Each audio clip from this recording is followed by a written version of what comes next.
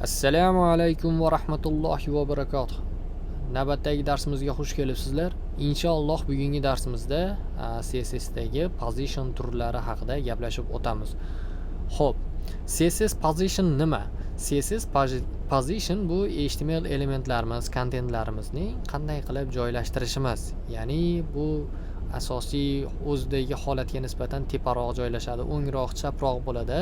Misol uchun ekranning qayeriga nisbatandir joylashtirishimiz, bularning barchasini position bilan beramiz.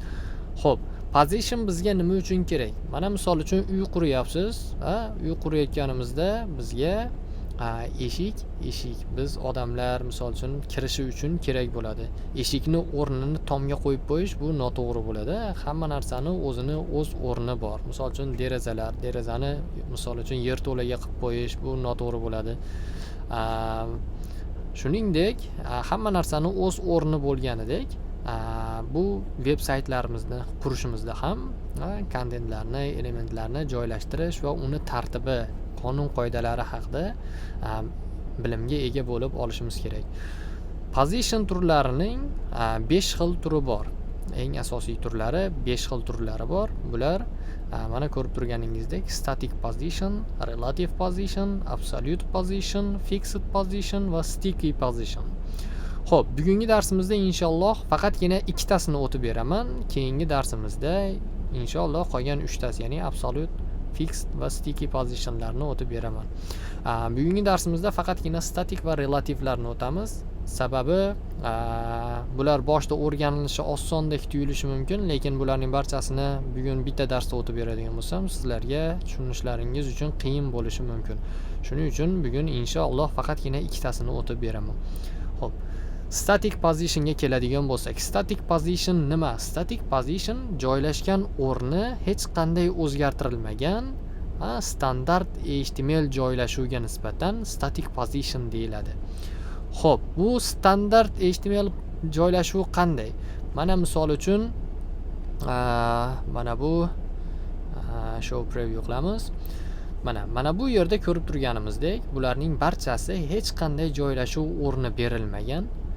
Bular barchasi standart HTML joylashuviga nisbatan joylashgan. Mana buni brauzerda ko'radigan bo'lsak, mana bularni ajralib turishi uchun, bir-biriga qo'shilib ketmasligi uchun mana bunday border, ya'ni chegaralar berilgan, lekin mana bunday orqa fonlar berilgan, lekin bularning joylashuviga hech qanday o'zgartirish kiritilmagan. Bular standart HTML joylashuvi, ya'ni bu yerga nimani qo'shsangiz, mana shu narsa bir davom navbat bilan davom etib ketadi. Xo'p, bunga yana misollar keltirib tushuntiradigan bo'lsam, buni misol keltirishdan oldin mana bu yerda CSS position degan papka ochganman va bu yerda index.html degan fayl, buni ichida barcha bizning HTML kontentlarimiz joylashadi va ikkita CSS fayl. Birinchisi joylashuv, ya'ni sizlarga ortiqcha bosim tushirmasligi uchun yoki chalkashtirib yubormasligingiz uchun bu joylashuvlarni, ya'ni bularning orqa fonlar, qanaqadir bezaklari, paddinglar qo'yish, bularni alohida bitta CSS faylga qo'yganman va bizning doimgidek styles.css faylimizda esa xudo xolasa mana shu positionlarning turlarini tushuntirib o'taman. Xo'p, ana endi static positionni misol qilib ko'rsatib beradigan bo'lsam, undan qanday foydalanamiz, nima bo'ladi? O'zi odatda har qanday HTML faylning ichidagi kiritilgan kontentlar, taglar, elementlar barchasi avtomatik ravishda o'zi static positionda joylashgan bo'ladi. Biz uni static qilsak ham, static qilmasak ham, positionda belgilasak ham, belgilamasak ham o'zi avtomatik ravishda static positionda bo'ladi. Mana misol uchun kelinglar, mana buni preview qilib ko'rsataman-da. O'zgarishlarni ko'rib turasizlar. Xo'p, positionni berish uchun biz elementlarga positionni berishimiz uchun biz position propertiesdan foydalanamiz. Xo'p, bu yerda mana bu rangli qutilarga nisbatan pozitsiyalar beramiz va buni o'zlaringiz ko'rishingiz ham mumkin. Mana misol uchun bunga positionni static beramiz. static position berganimizda biz hech qanday o'zgarishni, hech qanday bir boshqa narsani ko'rganimiz yo'q. Mana shu box, ya'ni rangli quti o'zgarish kerak, joyini o'zgartirishimiz kerak boshqa. Buni joyini o'zgartirish uchun biz 4 ta property dan foydalanamiz. Ya'ni tepa qismiga, misol uchun qancha joy tashlanish kerak, chap tomondan qancha joy tashlanish kerak, o'ng tomondan yoki pastdan. Mana shularni berish uchun biz quyidagi 4 ta pozitsiya turlarini, ya'ni pozitsiya beriladigan, joylashuv beriladigan propertylarni qo'llaymiz. Xo'p, left bu chap tomon degani, chap tomondan qancha joy qolishi, top tepadan qancha joy qolishi, xo'p, bottom pastdan qancha joy qolinishi, pastdan ya'ni tepaga qancha surilishi, right o'ngdan chapga qancha surilishi. Mana shular haqida, misol uchun 2 rem beriladigan bo'lsa, ko'rib turganingizdek, bu hech narsa siljigani yo'q, surilgani yo'q. Sababi bu static positionda turibdi. Yoki bo'lmasam buni olamizda leftga qo'yadigan bo'lsak, misol uchun chap tomondan qancha joy tashlanish kerak? 2 rem joy tashlanish kerak. Lekin bu surilmayapti. Sababi bu static positionda turibdi. Bu mana misol uchun buni o'chirib tashlaymizda, bottomdan pastdan tepaga qancha surilish kerak bo'ladi deydigan bo'lsa, misol uchun 2 rem berildi, lekin bunda ham hech qanday o'zgarish bo'lgan yo'q. Yoki o'ngdan chapga qancha surilish kerak, buni bersak, mana bunda ham hech qanday o'zgarish yo'q.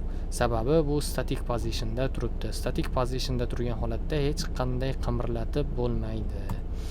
Xo'p, buni qimirlatish uchun, ya'ni buni boshqa joyga ko'chirish uchun bu boxlarni nima qilishimiz mumkin? Buning uchun keyingi position turlaridan, ya'ni relative yoki absolute, fixed yoki sticky positionlardan, bulardan foydalanishimiz mumkin. Bularning ham o'ziga yarasha vazifalari bor. Keyingi position turimiz relative position turi. Mana relative position turi nima degani? Relative o'zbek tiliga tarjima qilganda nisbiy joylashuv yoki qiyoslangan holatda joylashuv. Bu nisbiy joylashuv qandaydir elementga yoki qandaydir tagga nisbatan nisbiy joylashmaydi. Bu o'zi aslida mana shunday, mana statik holatda joylashganda mana shu joyda turish kerak edi. Mana shu joylashuvga nisbatan o'zgartirish berilishi relative positionda. Mana shu nisbiy, mana shu joyga nisbatan nisbiy, ya'ni mana shu joyga nisbatan qiyoslangan holatda joylashtirilayotgan bo'ladi. Misol uchun, mana shu joyda turishga kerak bo'lganga nisbatan 2 rem tepadan pastga joy tashlashimiz mumkin yoki pastdan tepaga, o'ngdan chapga yoki chapdan o'ngga. Xo'p, buni endi misol bilan ko'rsatadigan bo'lsak, mana bu yerda ko'rib turganingizdek, relative rangli quti bor, klassimiz bor. Xo'p, bu yerga relative rangli quti, positionni relative beramiz. Mana position propertiesini bunda relative beramiz. Ana endi buni tepadan joy tashlashimiz uchun, misol uchun 5 rem. Ko'rib turganingizdek, mana bu quti 5 rem pastga surildi, tepadan joy tashladi pastga. Yoki bo'lmasam chapdan qancha 100 piksel joy tashlashimiz mumkin. Ko'rib turganingizdek, chapdan o'ngga 100 piksel surildi, ya'ni chap tomondan 100 piksel joy tashladi. Xo'p, endi pastdan bottom qancha joy tashlanishi kerak? Xo'p, misol uchun 200 piksel bo'lsin. Buni pastdan уже allaqachon tepadan pastga berib bo'lingan. Buni turib o'chirib turib berilsa, ko'rib turganingizdek, mana pastdan tepaga 200 piksel surildi. Yoki bo'lmasam o'ng tomondan qancha joy tashlanishi kerak? Misol uchun o'ng tomondan 50 piksel joy tashlanish kerak deydigan bo'lsa, buni shunday o'chirib tashlaymizda, left chap tomondan beriladi. Ko'rib turganingizdek, o'zi mana shu absolute static bilan bir xil joyda turish kerak edi, lekin bu chap tomonga surilib ketdi, ya'ni ekranning bu tomoniga, ko'rinmaydigan tomoniga surilib ketdi. Mana shunday qilib biz relativ position, ya'ni relativ joylashuvda biz mana shunday qilib elementlarni, taglarni, joylarini o'zgartirishimiz mumkin. Bu faqatgina mana shu qutiga ishlaydi degani emas. Har qanday, misol uchun mana bu yerda ko'rib turganingizdek, mana bu h2 ni joylashuvini ham o'zgartirishimiz mumkin yoki paragrafni mana bu yozilgan paragrafni o'zgartirishimiz mumkin yoki butunlay mana shu qutini ham o'zgartirishimiz mumkin. Misol uchun relativ degan mana shu butunlay qutini nima qilamiz? Misol uchun mana shu relativ degan butunlay qutini background colorni ajralib turishi uchun kelinglar, yaxshisi blanched almond berdik mana. Xo'p, endi bunga positionni relativ beryapmiz-da. Endi pastdan tepaga siljitamiz. Pastdan qancha? 50 piksel tepaga surilsin. Ko'rib turganingizdek, butunlay mana sizlarga bilindimi yo'qmi bilmadim. Kelinglar, yaxshi 100 piksel suramiz. Mana ko'rib turganingizdek, mana bu surilyapti. Yoki bo'lmasam 400 piksel bersak, ko'rib turganingizdek, mana tepaga chiqib ketdi. Bu narsani positionni xohlagan elementimizga, xohlagan tagimizga bersak bo'ladi va inshaalloh o'ylaymanki, mana bu static va relativ positionlar sizlarga tushunarli bo'ldi. Inshaalloh keyingi darsimizda absolute, fixed va sticky positionlarni tushuntirib beraman.